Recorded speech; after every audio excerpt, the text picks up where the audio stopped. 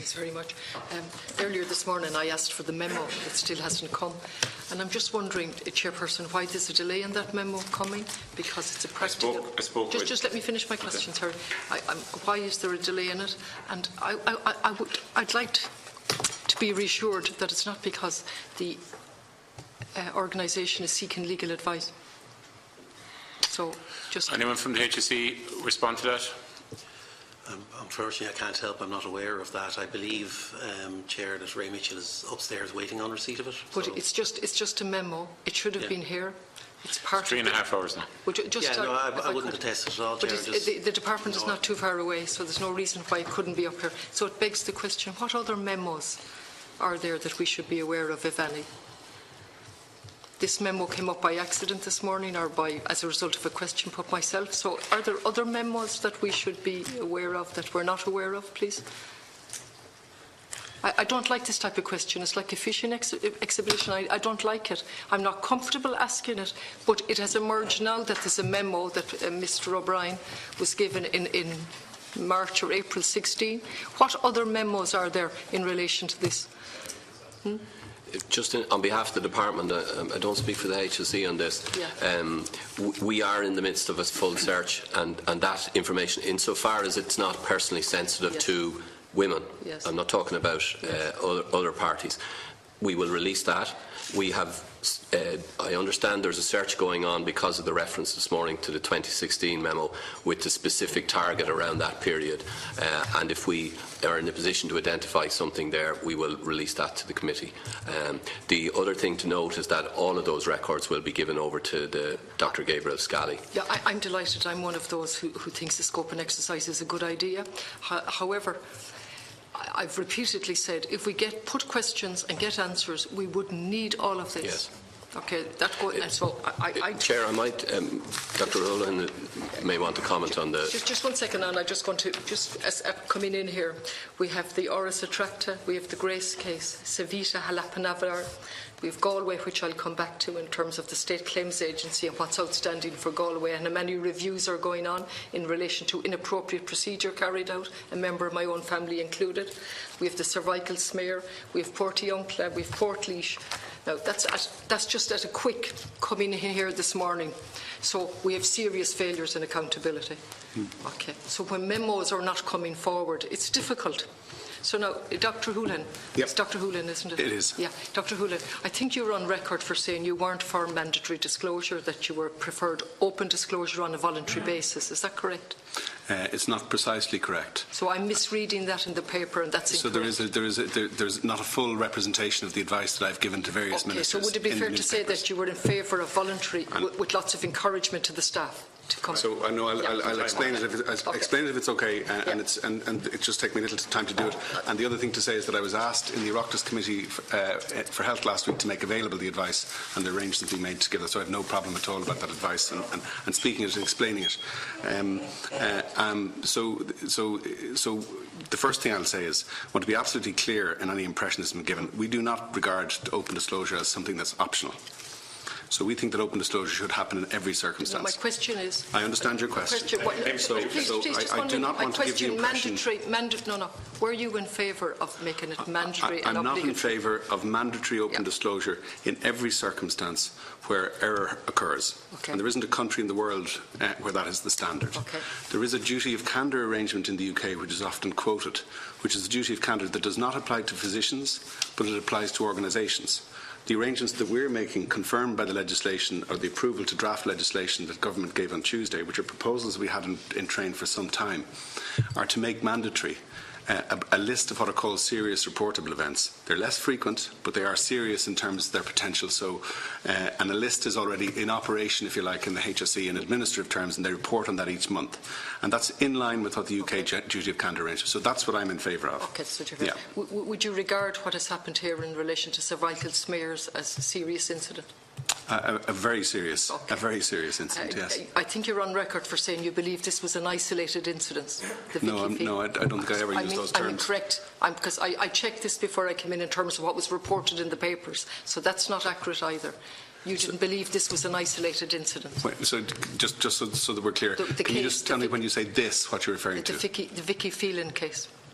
I wouldn't have believed that that was an isolated incident. In other words, let's say where there would be a discordance in reporting in relation to a case of cervical cancer in retrospect. That's a feature of cervical screening programmes around the world. And so that's the reason that I would have known it was not isolated. Listen, I'm not going into the difficulties I understand. that are inherent with a system. That's not for me, that's for the experts. Yes. What is for me is what happened when you discovered after the audit. That's what's at issue here. So this morning and at various times we've been told that the smear taking the test and the analysis is not a perfect science. I'm not going down that route. I'm asking what happened when you became aware.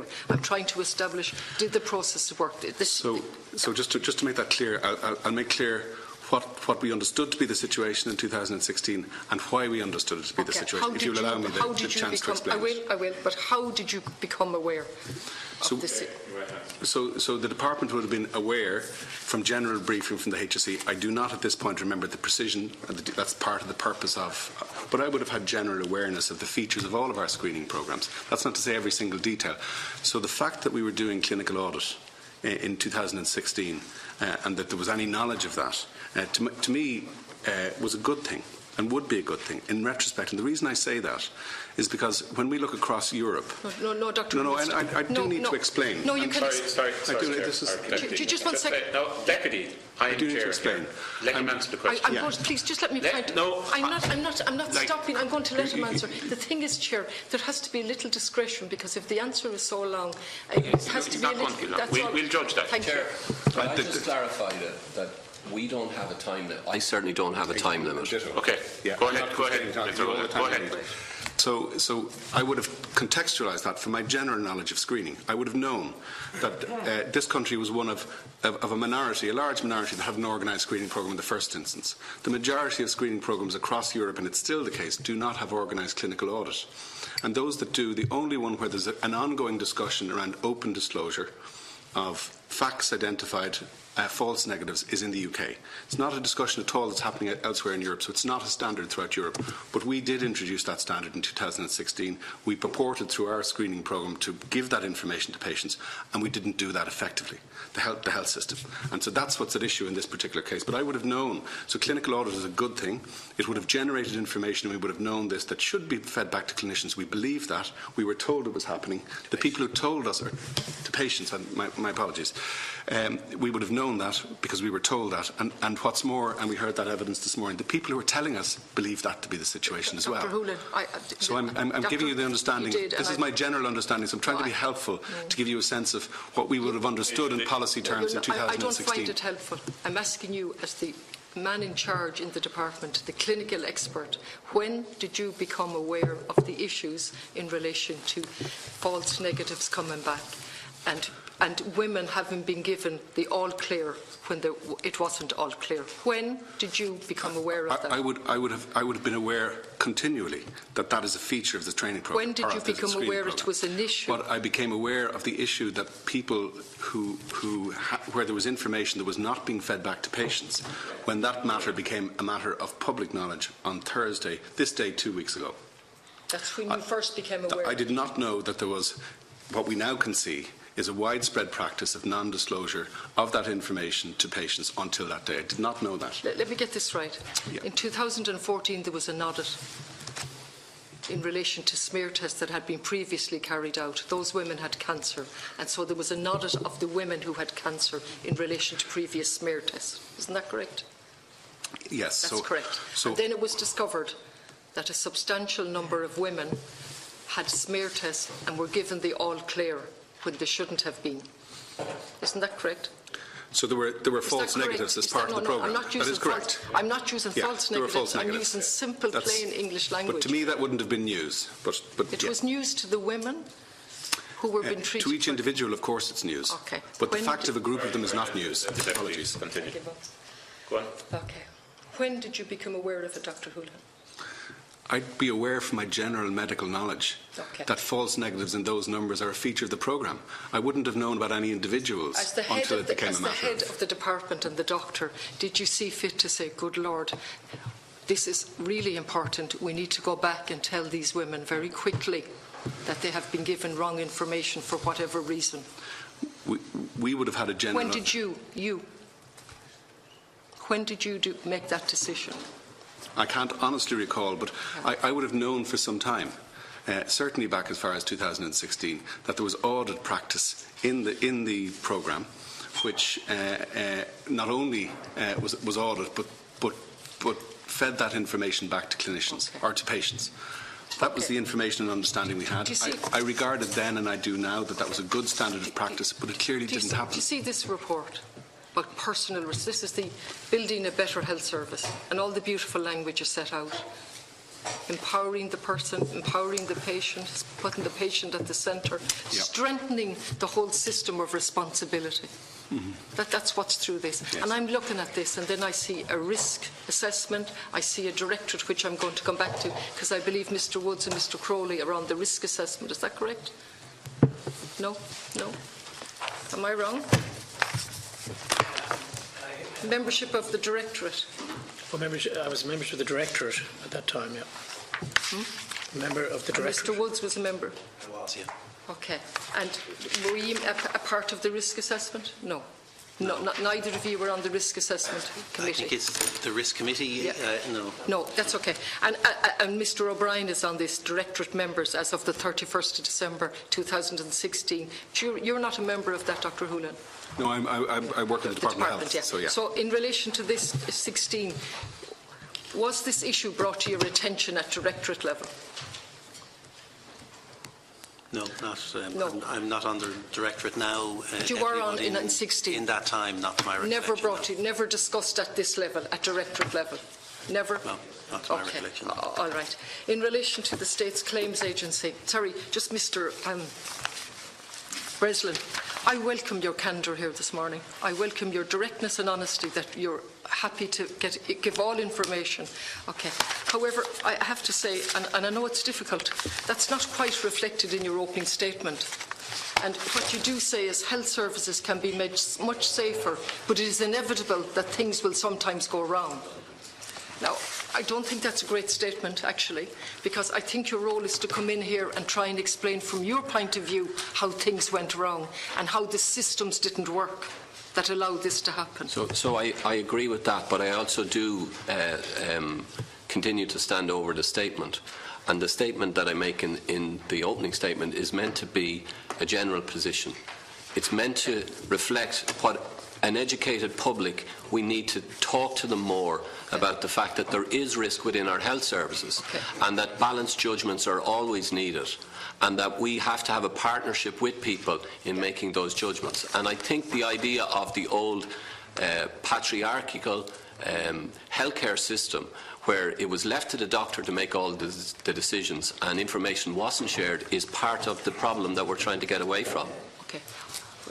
Just in relation to the State Claims Agency, how many cases? Who are the laboratories being sued? And in relation to, I understand that you have to act in an ethical manner and that you have to carry out a full investigation. Isn't that right? When a claim comes your way, you carry out a full investigation and you get a statement from the person on the other side as to what their version of events are. Was that done in all of these cases? How many cases? Who's been sued? What investigation has been carried out?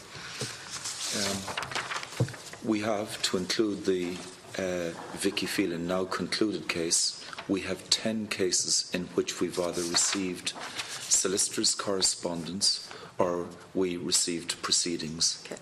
So Vicky Phelan case is concluded. Then we have one other case where we believe a claim is likely to arise. Okay. So in total 11. So when yes. I read in the paper 21, at different stages, 21 is incorrect. In terms of the National Cancer Screening Service, we have 11, as I've outlined them, Deputy. Okay. Yeah. Okay. Yes, cervical. Yes, cervical. 11 cases. And okay. in 3 of those cases, yes. we have already been given an indemnity by the laboratory concerned. Which laboratory? Well, there are a number of laboratories. It's a matter of public record of the proceedings. Yes, no, absolutely. Yeah. The Quest and Medical Pathology laboratories are the 2 laboratories concerned. Quest and Medical Pathology.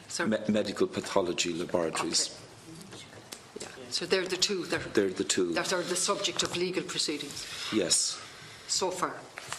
Yes, in other words, there are cases in which they have offered the state an indemnity in relation to the action against. And in terms of an investigation carried out by ye in each case, where are ye in that process? We only get involved, Deputy, where we receive when we receive either the letter of claim or the personal injury summons. Yep. And in those cases, very quickly, if it's a misread smear, yep, then we immediately, as we would in any case where we believe another party has a liability, seek an indemnity from the laboratory. And in fact, because there's a contractual document in place, which was referred to earlier this morning, between the screening service and the laboratory concerned, yes, Cervical Check do that as a matter of course. When they get the letter of claim, they immediately write to the laboratory concerned, and that's even set out in the contractual documentation that they need to know immediately if a claim is being made. That's the laboratory. Deputy O'Brien. Thank you.